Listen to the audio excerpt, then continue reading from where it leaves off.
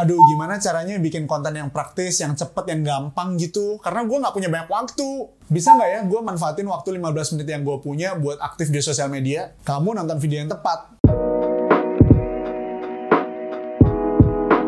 Hai guys, gue Bagas. Welcome to Home for Creators, tempat creators tumbuh bareng.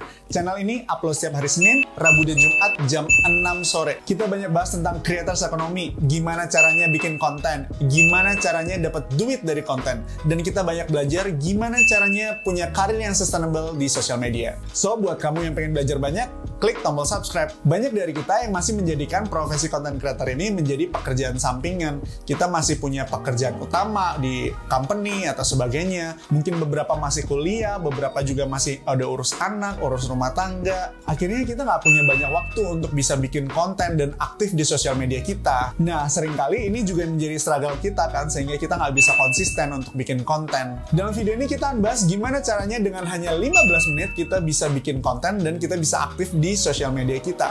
Ternyata nggak butuh waktu yang lama-lama banget loh. Yang pertama, repurposing konten-konten yang udah lama kita buat. Nah, repurposing konten ini adalah gimana caranya kita membuat ulang konten yang udah lama kita buat ke dalam konteks yang lebih baru, ke dalam format yang lebih baru. Jadi idenya seringkali sama kayak waktu itu, tapi formatnya aja beda, atau konteksnya yang beda. Nah, tujuan dari repurposing konten ini, kita bisa menghemat waktu untuk research konten yang mau kita bikin. Karena kontennya atau idenya itu udah ada lama nih. Kita bikin ulang aja buat orang-orang yang mungkin baru follow kita. Dan nggak semua orang juga scroll-scroll konten kita sampai bawah ngeliatin konten-konten kita yang udah lama gitu. Jadi nggak apa-apa juga untuk dibuat ulang. Lalu apa aja sih yang bisa di-repurpose dari konten-konten kita sebelumnya? Yang pertama, kita bisa repurpose caption kita di posting-postingan sebelumnya. Nah, kita kan suka ya bikin caption yang panjang, cerita di situ, terus kita bisa kasih pendapat kita di sana biasanya, atau kita kasih statement-statement, power statement di sana.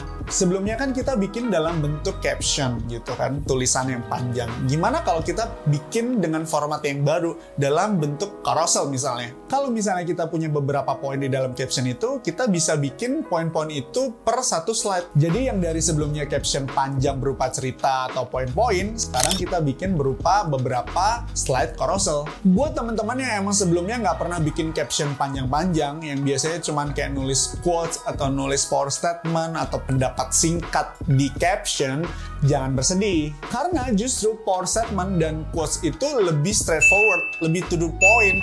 Jadi ketika kita tuang ke dalam sebuah desain dan kita posting, itu akan punya angka share dan save lebih tinggi. Karena itu bisa jadi lebih to the point buat orang dan mewakili langsung gitu perasaan mereka. Atau mewakili apa yang mereka percaya. Nah, yang kedua, kita bisa repurpose dari konten-konten carousel kita yang sebelumnya ke dalam bentuk video reels. Nah, pasti pada nanya dong, berarti kita harus bikin video terus dong? Bukannya itu butuh waktu yang lama? Nah, belum tentu. Kan kita nggak harus melulu ngomong di depan kamera. Kita bisa pakai format atau konsep video yang lebih ringan untuk diproduksi. Misalnya, kita nggak perlu ngomong, tapi kita kayak tunjuk-tunjuk, terus nanti muncul tulisan-tulisan. Nah, yang kayak gitu kan kita nggak perlu produksi terus-terusan. Kita bisa pakai footage, kita tunjuk-tunjuk itu berkali-kali. Dan kita bisa pakai dengan konteks yang berbeda-beda. Jadi, satu kali produksi, tapi bisa tunjuk-tunjuk pesan-pesan yang beda. Bisa banyak-banyak video deh. Contoh misalnya video kayak gini.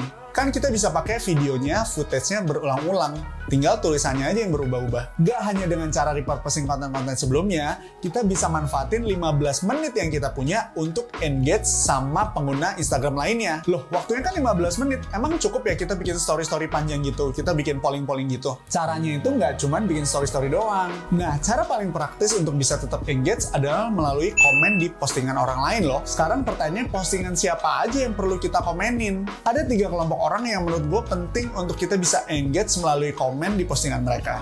Yang pertama adalah kelompok orang yang punya interest yang sama atau punya niche yang sama kita, tapi mereka belum follow kita. Caranya gimana? Kita bisa search melalui hashtag yang mewakili interest kita atau niche kita. Karena kita tahu kan, orang-orang yang niche-nya sama-sama kita, itu bisa juga pakai hashtag yang sama seperti yang kita pakai. Nah, waktu kita search, di situ kan ada pilihan postingan terbaru atau postingan teratas. Daripada kita pakai postingan teratas, mending kita pakai postingan terbaru. Jadi kita bisa lihat postingan-postingan yang baru aja di-update atau di-upload. Kalau udah ketemu postingan yang bagus, kita bisa mampir, kita bisa like, kita bisa komen kayak misalnya, wah postingan ini bagus banget, bermanfaat banget, gue suka banget nih. Jangan cuma emoticon doang.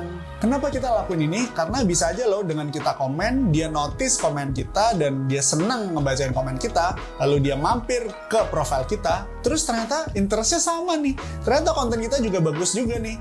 Jadi dia bisa follow. Kelompok orang yang kedua pasti followers kita. Kita boleh dong mampir ke Instagram mereka, ngeliat postingan-postingan mereka. Kita bisa komen dengan komen yang positif kayak, wah tempatnya bagus banget, gue jadi pengen kesini. Atau misalnya kayak, wah postingan ini bermanfaat banget, bagus juga ya. Atau misalnya, wah gue suka nih postingan ini, terus banyakin dong konten-konten kayak gini. Bayangin, itu bisa membentuk hubungan yang kuat banget antara kamu sama followers kamu. Ketika kita mau komen di postingan mereka, pasti mereka kayak senang banget kan, wah di notice nih. Dan pasti dia juga lebih senang lagi buat komen dan support postingan-postingan kita yang lain.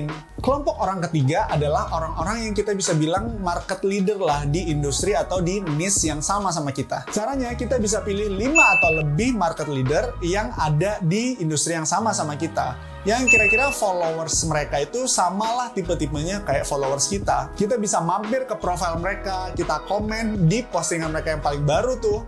Terus kita komen dengan komen-komen yang meaningful dan ya udah apresiasi apa yang mereka buat. Kita nggak perlu pusingin mereka balas komenan kita atau enggak. Mereka notice nggak komenan dari kita. Bukan itu goalnya. Karena di situ juga banyak banget yang komen kan, dan mereka juga sibuk kali nggak mungkin bacain satu-satu. Goalsnya adalah komentar kita bisa dinotis sama followers dia. Jadi followers mereka bisa kayak lihat, ih komen ini bagus banget ya, ih siapa nih yang suportif banget, komennya positif banget. Terus akhirnya mereka klik profil kita, mampir. Dan ketika profil kita bagus, konten-konten kita bagus, bermanfaat buat mereka, akhirnya mereka follow kita. Nah hal-hal tadi harusnya cukup lah ya kita lakuin hanya dalam waktu 15 menit. Ternyata banyak juga yang bisa kita lakuin ya, dan semuanya bisa bermanfaat buat ngembangin sosial media kita lagi. Share video ini ke teman kamu kalau video ini bermanfaat, subscribe Home for Creators buat konten-konten bermanfaat lainnya. Sampai ketemu di video selanjutnya. Bye!